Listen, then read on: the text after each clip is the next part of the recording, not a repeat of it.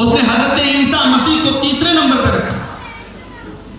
اب ظاہر ہے جب یہ کتاب منظر عام پر آئی تو امریکن میڈیا میں بڑا مسئلہ ہو گیا کہ صاحب یہ ہمارے مذہب کا ماننے والا، اس نے محمد صاحب کو پہلے نمبر پر کیوں رکھا؟ اس سے پوچھا گیا تو ڈاکٹر مائیکل ہارٹ نے کیا جواب دیا؟ اس نے کہا تھا he was the only man in history who was the supremely successful on both the religious and secular levels۔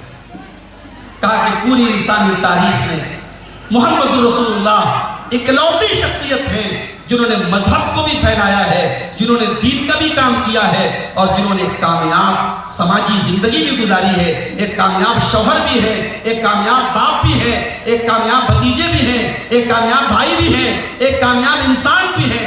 یہ جو زندگی کے دو کامیاب پہلو کسی اور کے اندر مجھے نظر نہیں۔ اللہ کے پیارے نبی نے اپنی بیویوں کے نخرے اٹھائے ہیں۔ اب حضرت ام سلمہ کہتی ہیں کہ ایک مرتبہ میں نے ایک پیالے میں کوئی کھانے کی چیز اللہ کے نبی کے پاس بھیجا، اور اتفاق سے اللہ کے نبی صلی اللہ علیہ وسلم حضرت عائشہ کے پاس تھے، اور حضرت عائشہ کے پاس اتنا بڑا سا پتھر تھا۔ انہوں نے دیکھا کہ ام سلمہ کے یہاں سے کھانا آیا ہے، انہوں نے پتھر کو دے مارا، پلیٹ دو ٹکڑے، کھانا زمین پہ گر۔ اللہ کے نبی کا ریئیکشن کیا تھا؟ سنن نسائی کی صحیح روایت ہے، پلیٹ ٹوٹ گئی، پیالہ ٹوٹ گیا وہ، اور نبی اکرم صلی اللہ علیہ وسلم نے بس اتنا فرمایا، غارت امکم غارت امکم، تمہاری ماں کو غصہ آ گیا، تمہاری ماں کو غیرت آ گئی۔ وہ سوتن کی جو غیرت ہوتی ہے وہ غیرت آ گئی۔ آپ نے کھانے کو خود اپنے ہاتھوں سے اٹھایا اور اس کو دوسری پلیٹ میں حضرت عائشہ کے پاس سے دوسری پلیٹ لیا اور اس میں وہ کھانا رکھا، اور وہ ٹوٹی پلیٹ آپ نے حضرت عائشہ کو دے دی، اور حضرت عائشہ کے پاس سے صحیح سلامت ایک پلیٹ آپ نے ام سلمہ کے گھر میں بھیجا۔ نخرے اٹھائے آپ نے اپنی بیوی کی۔ آپ ایک بہترین باپ بھی تھے۔ میں پوچھتا ہوں بہترین باپ کون ہے؟ کیا ایک بہترین باپ وہی ہے جو اپنے بچوں کو بہترین گھر بنا کے دے دے، ان کو اچھا کھانا کھلا دے، ان کو اچھا پہنا دے؟ نہیں، ایک بہترین باپ وہ ہے جسے اپنی اولاد کی دنیا کے ساتھ ساتھ ان کی آخرت کی فکر ہو، جسے اس بات کی فکر ہو کہ میری اولاد جنت میں داخل ہو جائے، جہنم سے بچ جائے۔ ایک حقیقی باپ کی ذمہ داری نبھانے والا انسان اپنے بچوں کی آخرت کی بھی فکر ہے۔ یا ایھا الذین آمنوا قوا انفسکم واہلیکم نارا، اے ایمان والو اپنے آپ کو اور اپنے گھر والوں کو جہنم کی آگ سے بچاؤ۔ وقودھا الناس والحجارہ، جس کا ایندھن انسان اور پتھر ہوں گے۔ اپنے گھر والوں کو، اپنے پریوار کو جہنم کی آگ سے بچاؤ۔ اللہ کے نبی کو دیکھو میرے بھائی، آپ نے اپنی بچیوں کو اسلامی طریقے سے ان کی تربیت کی، اور ہم سب جانتے ہیں بچوں کے مقابلے میں بچیوں کی پرورش کرنا زیادہ مشکل کام ہے، ان کی پرورش زیادہ امتحان والا کام ہے۔ بچیاں جیسے جیسے جوان ہوتی چلی جائیں، زمانے کے فتنوں سے بھی ان کو بچانا ہے، زمانے کی ہوسناک نظروں سے بھی ان کو بچانا ہے۔ اللہ کے پیارے نبی چار بیٹیوں کے باپ تھے۔ آپ نے دنیا والوں کو یہ بھی میسج دیا، بیٹی بوجھ نہیں ہے، بیٹی کلنک نہیں ہے، بیٹی داغ نہیں ہے۔ آپ نے فرمایا من آل جاریتین حتی تبلغا، جس نے دو بیٹیوں کی پرورش کی یہاں تک کہ وہ بیٹیاں جوان ہو گئیں، وہ قیامت کے دن اس حال میں آئے گا انا وہوا کہاتین۔ آپ نے اپنی دونوں انگلیوں کو اس طریقے سے ملا کر کے فرمایا کہ وہ جنت میں، وہ قیامت کے دن جب آئے گا تو اپنے نبی کے ساتھ آئے گا جیسے یہ دونوں انگلیاں ایک دوسرے کے ساتھ ہیں۔ بیٹی کی پرورش پر آپ نے جنت کی خوشخبری سنائی، چار بیٹیوں کو آپ نے پالا۔ ایسے حالات بھی آئے، آپ کی سب سے لاڈلی اور سب سے چھوٹی بیٹی حضرت فاطمہ کا نکاح اپنے علی کے ساتھ کیا۔ ہم بھی آج اپنی بیٹیوں کے لیے داماد دیکھتے ہیں، آج بھی ہم اپنے بچوں کے لیے رشتے دیکھتے ہیں۔ ہم رشتوں میں کیا دیکھتے ہیں میرے بھائی؟ ہم اسٹیٹس دیکھتے ہیں، ہم برادری دیکھتے ہیں، ہم سماج کی طاقت دیکھتے ہیں۔ اللہ کے نبی نے حضرت علی کے ساتھ نکاح کیا جو بہت ہی غریب تھے، اور حضرت علی کے پاس کوئی ایسی دولت نہیں تھی، کوئی ایسا سرمایہ نہیں تھا۔ آپ نے علی کی دولت نہ دیکھی، آپ نے علی کا ایمان دیکھا، آپ نے علی کا کیریکٹر دیکھا، آپ نے علی کا کردار دیکھا، اور سب سے لاڈلی بیٹی کا نکاح آپ نے حضرت علی کے ساتھ کر دیا۔ شادی ہو گئی۔ حضرت فاطمہ حسن و حسین کی ماں ہے، علی مرتضیٰ کی بیوی ہے، اپنے ہاتھوں سے چکی چلاتی ہیں، ان کی ہاتھوں پہ نیل پڑ جاتے ہیں، ان کے ہاتھوں پہ نشان پڑ جاتے ہیں۔ ایک بار پتا چلا ابا جان کے پاس، میرے نبی کے پاس کچھ غلام آئے ہیں، کچھ لونڈیاں آئی ہیں، اس امید میں جاتی ہیں شاید کچھ غلام مجھے مل جائے تو مجھے سہارا مل جائے، میرے گھر کے کاموں میں کچھ مجھے ہیلپ مل جائے، کوئی لونڈی مل جائے، کوئی غلام مل جائے، اس امید میں جاتی ہیں۔ اللہ کے نبی سے ملاقات نہیں ہوتی ہے، حضرت عائشہ کو اپنا پیغام پہنچا دیتی ہیں۔ حضرت عائشہ اللہ کے نبی کو پوری بات بتاتی ہیں۔ اللہ کے پیارے نبی اسی وقت اپنی بیٹی کے گھر پہنچتے ہیں، اپنی بیٹی کے سسرال پہنچتے ہیں، اور اپنی بیٹی اور داماد کے بستر پہ جا کے بیٹھ جاتے ہیں اور کہتے ہیں میری بیٹی فاطمہ، اے میرے داماد علی، بالکل صحیح خبر ملی ہے، میرے پاس غلام آئے ہیں، میرے پاس لونڈیاں آئی ہیں، مگر میں تم کو نہیں دے سکتا، اس لیے نہیں دے سکتا کیونکہ میرے دین کے جو اسٹوڈنٹ ہیں، میرے دین کے جو طالب علم ہیں، جو میری مسجد میں رہ کر کے دین حاصل کرتے ہیں، علم دین حاصل کرتے ہیں، اصحاب صفہ، ان بیچاروں کے پاس کھانے کو اناج بھی نہیں ہے۔ ان غلاموں کو بیچ کر، ان لونڈیوں اور ان غلاموں کو بیچ کر میں ان اصحاب صفہ کے کھانے کا انتظام کروں گا۔ اے میری بیٹی فاطمہ، میں ان کے اوپر تم کو ترجیح نہیں دے سکتا۔ اپنے پریوار اور اپنی فیملی سے بڑھ کر کے آپ نے اپنے ان غریب صحابہ کا خیال کیا۔ اس کے بعد آپ نے کہا کہ اے فاطمہ بیٹی تو بہت تھک جاتی ہے نا، میں تجھے ایک وظیفہ بتاتا ہوں، ایک تسبیح بتاتا ہوں۔ رات میں جب بستر پہ جایا کر 33 بار سبحان اللہ، 33 بار الحمدللہ اور 34 بار اللہ اکبر پڑھنا۔ بیٹی یہ تسبیح تیری طاقت بن جائے گی، تجھے کسی غلام کی ضرورت نہیں ہے۔ آپ نے یہ تسبیح اپنی بیٹی کو بھی سکھائی، اپنے داماد کو بھی سکھائی۔ اور حضرت علی کہتے ہیں کہ نبی اکرم صلی اللہ علیہ وسلم نے جس دن یہ تسبیح ہمیں سکھائی، اس کے بعد کوئی رات یہ تسبیح پڑھے بغیر میں کبھی نہیں سویا۔ یہاں تک کہ میری زندگی میں بڑی مشکل رات تھی، جب اگلی صبح جنگ صفین ہونے والی تھی، مسلمانوں کی آپسی جنگ تھی، مجھے بڑی ٹینشن تھی۔ اس رات بھی جب میں بستر پہ گیا تو یہ تسبیح پڑھ کے گیا تھا۔ میرے پیارے ساتھیوں، اللہ کے نبی نے یہ تربیت کی اپنی بیٹی اور داماد۔ ایک مرتبہ آپ حضرت فاطمہ کے گھر گئے، دروازے سے آپ دروازے کے پاس پہنچے، دروازے پر ایک پردہ لٹکا ہوا تھا، آپ نے پردے کو دیکھا، آپ کا چہرہ بدل گیا اور آپ وہیں سے واپس چلے آئے۔ بیٹی کو پتا چلا، ابا جان آئے تھے اور آ کر کے واپس چلے گئے۔ فوراً حضرت علی کو بھیجا جا کر کے پوچھو کیا بات ہے؟ ابا جان آپ میرے دروازے پر آ کر کے واپس کیوں چلے گئے؟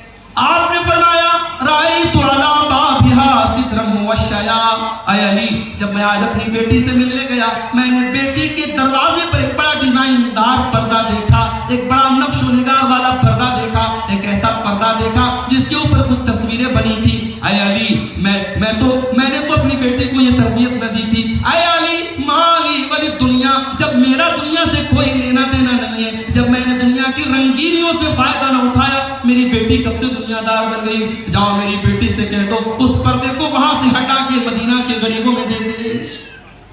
یہ تربیت کی تھی آپ کے بچوں، ایک بہترین باپ تھے آپ نے جب اپنے خاندان کو، اپنے قبیلے کو توحید کی دعوت دی تھی اور ان سے کہا تھا کہ میں قیامت کے دن تمہارے کام نہیں آؤں گا، اس موقع پر آپ نے یہ بھی کہا تھا یا فاطمہ بنت محمد، اے محمد کی بیٹی فاطمہ، انقذی نفسکی من النار، اے بیٹی تو یہ سوچ، اس سوچ میں نہ رہنا کہ تو محمد رسول اللہ کی بیٹی ہے، تو اللہ کے نبی کی بیٹی ہے، تجھے عمل نہ کرنا پڑے گا، تجھے اپنے ایمان کی ذکر نہ کرنی پڑے گی۔ اے میری بیٹی انقذی نفسکی من النار، اپنے ایمان کی فکر کر، اپنے آپ کو جہنم کی آگ سے بچا لے۔ فإنی لا أملك لك من اللہ شیئا، میں اللہ کے عذاب کے مقابلے میں تمہارے کوئی کام نہیں آؤں۔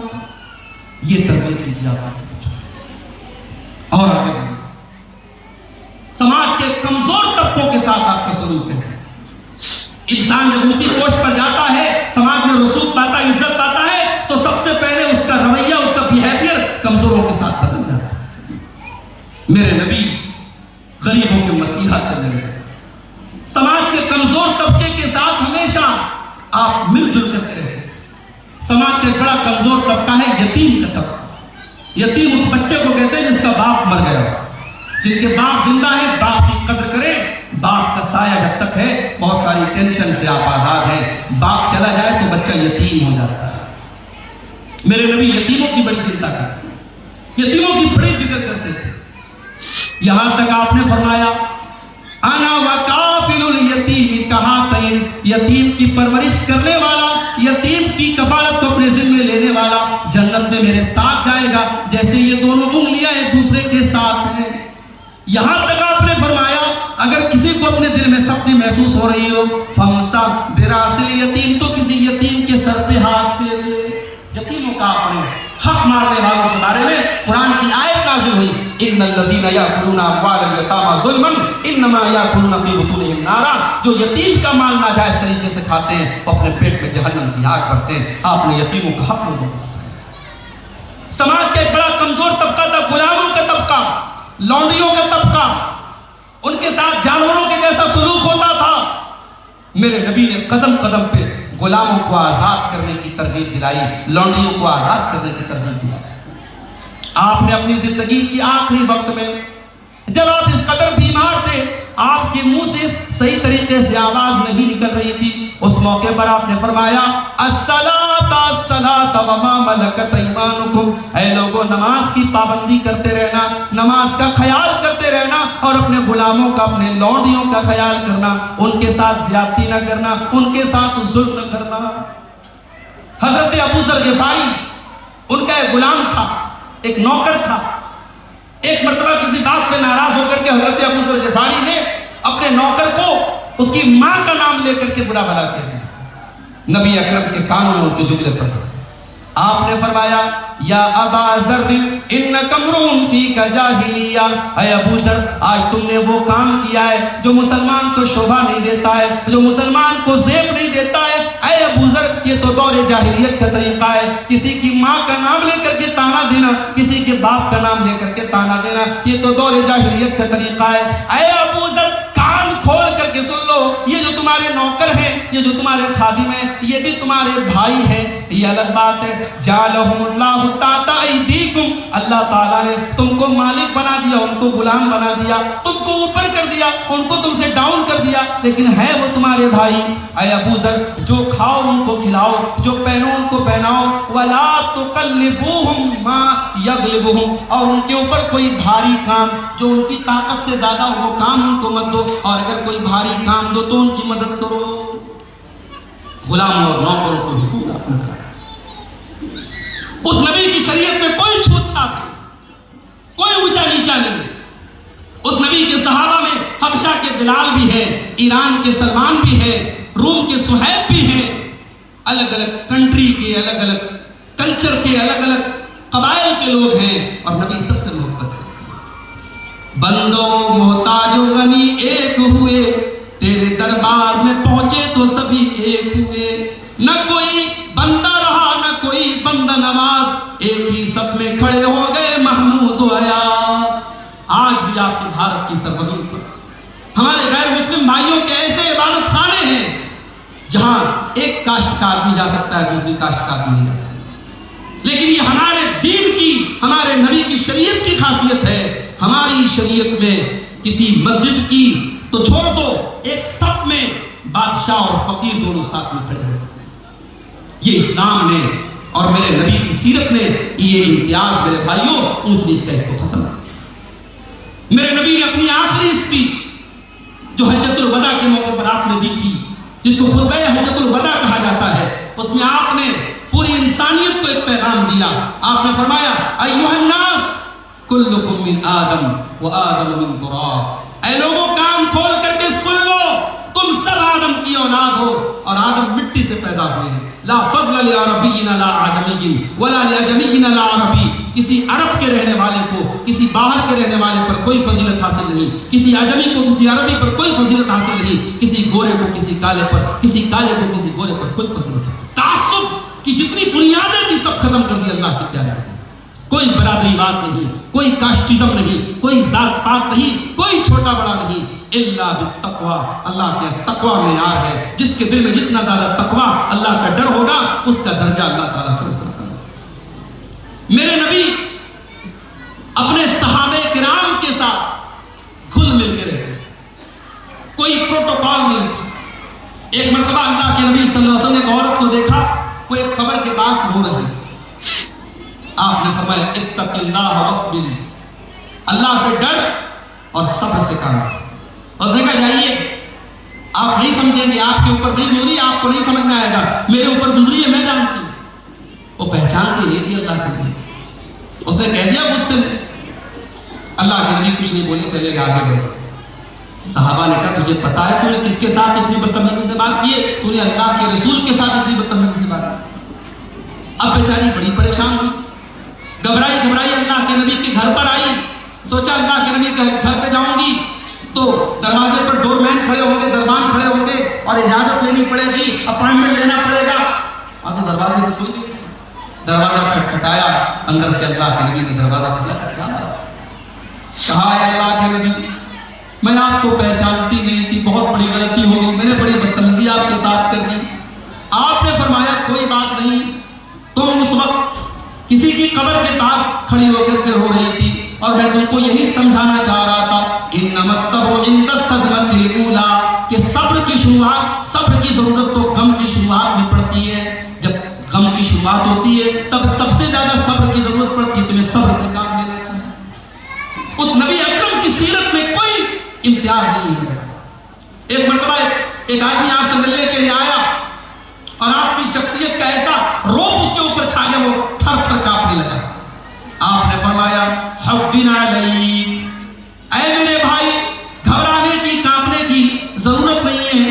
انما انا ابن امرأۃ تاکل القدید، میں تو ایک عام انسان ہوں، میں تو مکہ کی ایسی عورت کا بیٹا ہوں جو سوکھی روٹی کھایا کرتی تھی، سوکھا گوشت کھایا کرتی تھی. میں آمنہ کا بیٹا ہوں، میں بھی انسان ہوں، میں بھی بشر ہوں، مجھ سے گھبرانے کی ضرورت نہیں ہے.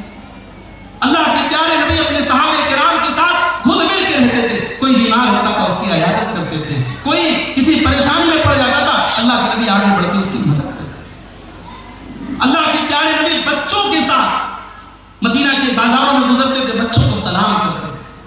بچے آپ کو دیکھ کے خوش ہو جاتے تھے. یہ آپ کی شخصیت اور آپ کی پرسنالٹی کا کمال ہے. آپ نے بچوں کے سامنے بڑپن ظاہر نہیں کیا، بچوں کے ساتھ کھل مل جاتے تھے. حضرت انس کے گھر آپ جاتے تھے.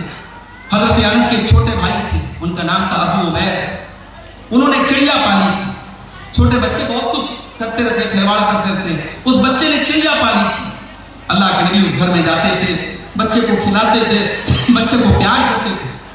ایک مرتبہ آپ گئے، دیکھا بچہ بڑا اداس ہے. پوچھا کیا بات ہے؟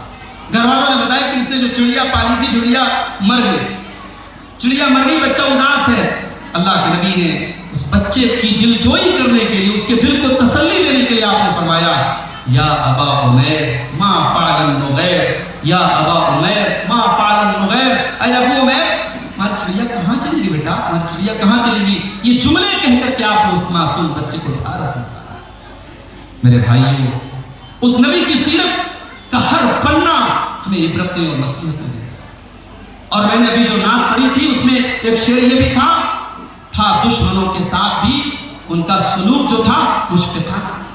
اپنوں کے ساتھ تو سب مہربانی کرتے، دشمن کے ساتھ آپ کا ویوہار کیسا. دنیا والوں نے ایک اصول بنایا everything is fair in love and war، پیار اور جنگ میں سب جائز ہے. معاف کرنا یہ اصول شریعت کی نظر میں بالکل غلط ہے. نہ پیار میں سب جائز ہے، نہ جنگ میں سب جائز ہے. یہ دنیا بھر کی زنا کاری، بدکاری، حرام کاری پیار کے نام پہ تو یہ ہو رہی ہے. یہ ہمارے نوجوانوں کو یہ بات سمجھنی چاہیے. اسلام میں پیار کا اور محبت کا کانسیپٹ بڑا کلیئر ہے.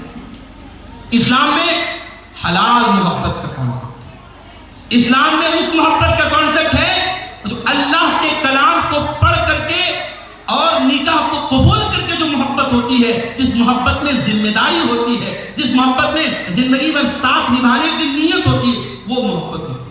یہ فیس بکیا محبت نہیں ہے، یہ سوشل میڈیا کی محبت نہیں. یہاں کپڑے جس طریقے سے بدلے جاتے ہیں ویسے محبوبائیں بدلتی ہیں.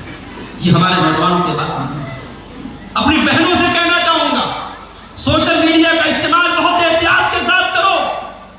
वहां पे मोहब्बत का इकरार करने वाले भूखे भेड़िए मौजूद हैं, आपकी इज्जतों के साथ खेलें। अल्लाह ने आपको कीमती बनाया है, अपनी कीमत को पहचानो, अपने आप को इतनी हकीर मत समझो कि किसी की हराम मोहब्बत की तुम शिकार बन जाओ। जो हलाल मोहब्बत है, जो निकाह के जरिए जन्म लेती है, उस मोहब्बत, वो मोहब्बत जायज है। वो मोहब्बत तो ऐसी मोहब्बत है, अगर बीवी शौहर का हक अदा ना करे, शौहर बीवी का हक अदा ना करे, तो इस्लाम कहता है कोई जरूरत नहीं है, दोनों तलाक ले ले, निकाह खत्म कर दे। अगर निकाह है तो मोहब्बत होनी चाहिए। ये मोहब्बत अल्लाह पैदा है, तो मोहब्बत में सब जायज नहीं, जंग में भी सब जायज नहीं। अल्लाह के नबी ने जंग के भी उसूल बताए।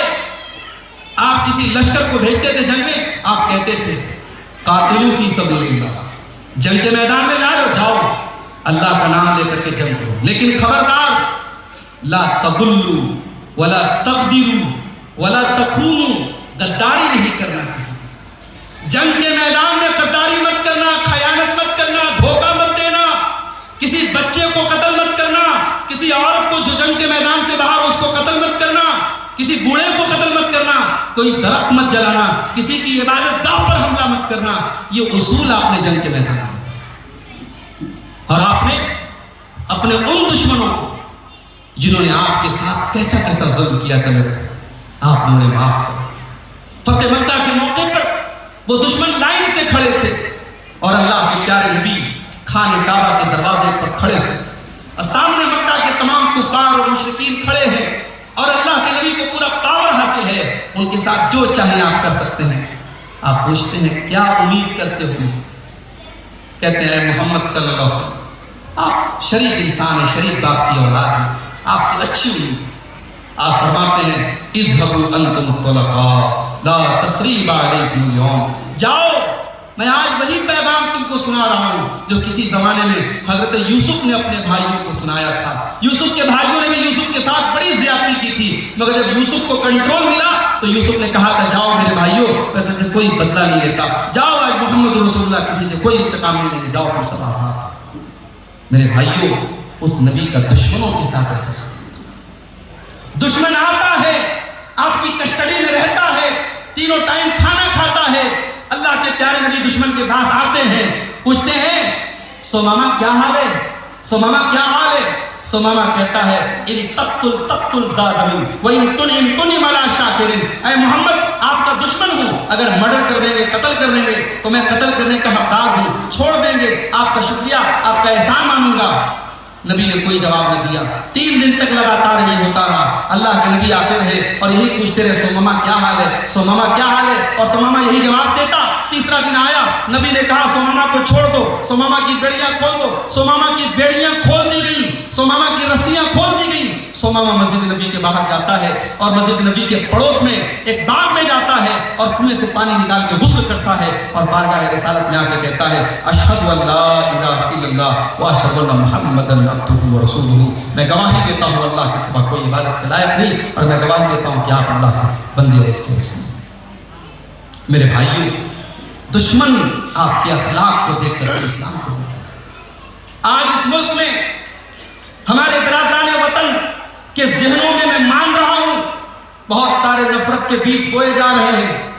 सोशल मीडिया का बहुत बड़ा रोल है और हमारे नबी के खिलाफ और इस्लाम के खिलाफ बहुत सारे प्रोपेगेंडा और बहुत सारी गलत बातें उनके दिमागों में डाली जा रही हैं, मगर हमें अपने नबी की सीरत का वो पैगाम याद रखना है। जालिम से लिया जुल्म का बदला न किसी वक्त, मारा भी तो अखलाक की तलवार से।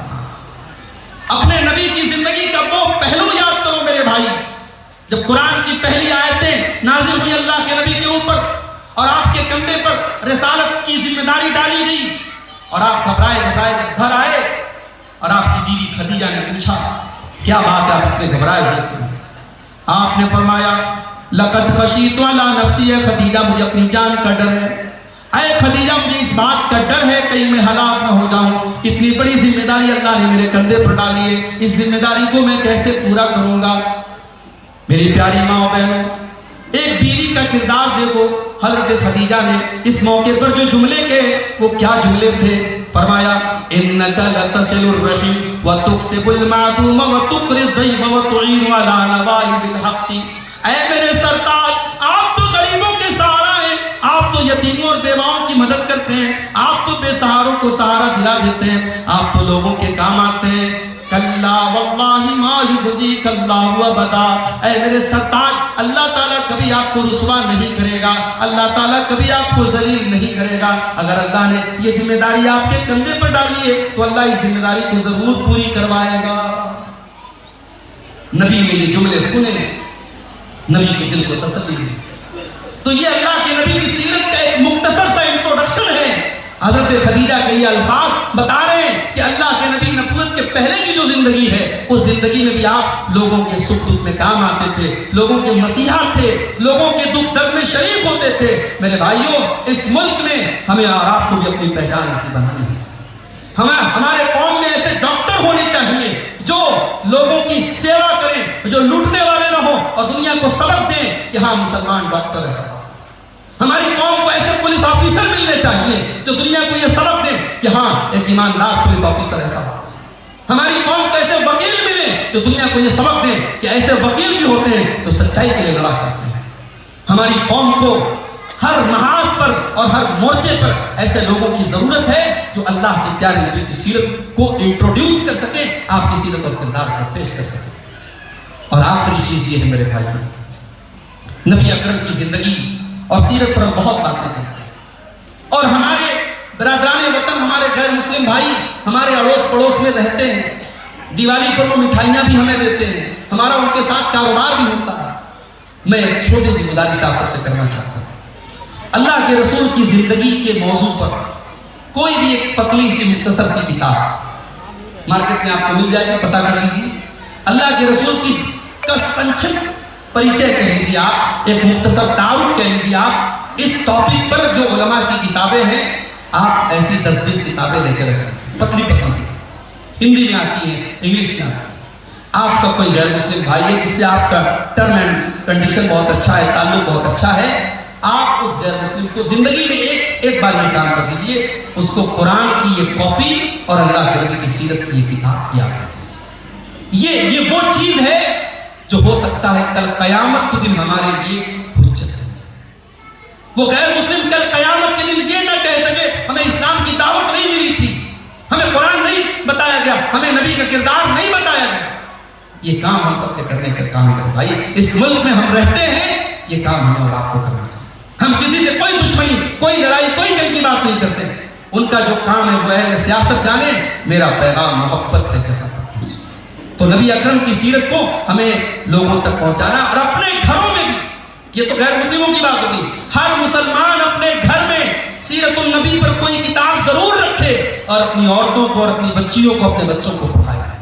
قرآن میں اللہ نے فرمایا وَذْكُرْنَ مَا يُتْلَىٰ فِي بُيُوتِكُنَّ مِنْ آيَاتِ اللَّهِ وَالْحِكْمَةِ. اے نبی کی عورتوں، تمہارے گھروں میں جو قرآن و سنت پڑھا جاتا ہے اس کی تلاوت کیا کرو، اس کو یاد کیا کرو، اس کا ذکر کیا کرو. مسلمان کے گھر میں قرآن و حدیث کا درس ہونا چاہیے. سال میں ایک مرتبہ کانفرنس کرا لینے سے، پروگرام کرا لینے سے کام نہیں بنے گا. ریگولر بیسس پر آپ کے گھروں میں قرآن و حدیث کا درس ہونا چاہیے. ہمارے گھروں کی عورتیں، ہماری فیملی، ہمارا پریوار ڈیلی قرآن کا کچھ حصہ اور نبی اکرم کی سنت کا کچھ حصہ ضرور مطالعہ رکھے. اس کی ہم سب کو کوشش کرنی چاہیے. آخری میں اللہ سے دعا کرتے ہیں رب العالمین ہمیں اپنے نبی سے سچی محبت کرنے کی توفیق عطا فرمائے. اس نبی کی سیرت کے موضوع پر آج ہم نے پوری تقریر سنی، کچھ جھلکیاں ہم نے دیکھی. اے اللہ، اس عظیم نبی، اس اعلیٰ نبی کے اخلاق کو ہمیں بھی اپنے اندر اس کا کچھ حصہ پیدا کرنے کی توفیق عطا فرمائے. اے رب العالمین، آج ہماری صفوں میں بڑی نا اتفاقی ہیں، بڑے جھگڑے ہیں. ایک مسلک کا انسان دوسرے مسلک کے عالم کو برداشت کرنے کو تیار نہیں. قرآن کی باتیں ہوں، حدیث کی باتیں ہوں، صحیح باتیں، اوتھینٹک باتیں ہوں، لیکن وہ جو بیچ میں لائن کھینچ دی ہے ان کے علماء نے، نہیں صاحب، وہ ہمارے مسلک کے نہیں، ہماری پارٹی کے نہیں. مسجدوں کے باہر بورڈ لگا دیے گئے یہ فلاں مسلک کی مسجد ہے، فلاں مسلک والے نہیں آ سکتے. ابھی ایک ویڈیو کسی نے مجھے بھیجا واٹس ایپ پر، ویڈیو میں ایک مولانا صاحب کہہ رہے ہیں اچھا وہ فلاں مسلک کے لوگ، ان کے ساتھ کھانا حرام، پانی حرام، ان کی مجلس میں جانا حرام، ان کی بات سننا حرام. اور یہ حرام کیوں ہے؟ یہ ہمارے فلاں حضرت نے لکھا ہے، ہمارے فلاں حضرت نے لکھ دیا تو حرام ہے، اس کے آگے ہم کسی کے نہیں سنیں۔ میرے بھائی، وہ نبی پتھر کھا کھا کے لوگوں کو جوڑتا رہا، وہ نبی پتھر کھا کھا کے لوگوں کے دلوں کو جوڑتا رہا، اور تم مرغ مسلم کھا کھا کے لوگوں کو توڑ رہے ہو۔ تم اپنی پیٹ کی دکانوں کو چلانے کے لیے لوگوں کو قرآن و سنت سے دور کر آؤ۔ اللہ کی قسم، ہمارا اسٹیج آپ کو کسی نفرت کی، کسی فرقہ پرستی کی تعلیم نہیں دیتا۔ ہم نہیں کہتے تو ہماری عزت کرو، ہمارا احترام کرو۔ ہاں، اگر ہماری بات میں کوئی غلطی نظر آئے، اگر ہمارے پیغام میں کوئی غلطی نظر آئے، کسی بچے کے ذریعے بھی ہماری اصلاح کر دو، ہم اصلاح کرنے کے لیے تیار ہیں۔ لیکن اگر بات صحیح ہے، بات سٹیک ہے، بات رب کے قرآن کی ہے اور بات مصطفیٰ کے فرمان کی ہے، تو مومن کی پہچان تو یہی ہے۔ اللہ نے قرآن میں فرمایا انما کان قول المؤمنین اذا دعوا الی اللہ ورسولہ لیحکم بینہم ان یقولوا سمعنا واطعنا، کہ مومن کے سامنے جب اللہ کی بات آ جائے، رسول کی بات آ جائے، تو مومن کے منہ سے بس ایک ہی جملہ نکلنا چاہیے، ہم نے سن لیا اور مان لیا، سمعنا واطعنا، سمعنا واطعنا۔ اللہ تعالیٰ ایسا مومن ہم سب کو بنا دے۔ رب العالمین ہماری صفوں میں اتحاد پیدا فرما دے۔ رب العالمین ہمارے نوجوانوں کو، ہماری بہنوں کو، ہماری خواتین کو یہ موجودہ دور کے جو فتنے ہیں، بے پردگی کا فتنہ، بے حیائی کا فتنہ، بدکاری کا فتنہ، حرام محبت کا فتنہ، اللہ ان فتنوں سے ہم سب کی حفاظت فرمائے۔ رب العالمین فلسطین میں ہمارے جو مظلوم بھائی ہیں ان کی مدد فرمائے۔ رب العالمین ان پر ظلم کرنے والے ظالموں کو اور ان کے خلاف سازشیں کرنے والے مکاروں کو رب العالمین ان کے انجام تک پہنچا دے۔ رب العالمین ہمارے ملک کی بھی حفاظت فرمائے، ہمارے ملک میں امن چین کو قائم رکھے، اور آج کا یہ پروگرام جن بھائیوں کی محنتوں سے، جن بزرگوں کی محنتوں سے منعقد ہوا ہے، اور جس نے بھی جس طریقے کا بھی اس پروگرام میں تعاون کیا ہے، اللہ تعالیٰ ان سب کو جزائے خیر عطا فرمائے۔ رب العالمین ہم میں سے جو بیمار ہیں ان کو شفاء کامل عاجل عطا فرمائے، جو روزی روٹی سے پریشان ہیں اللہ ان کے کاروبار میں برکت۔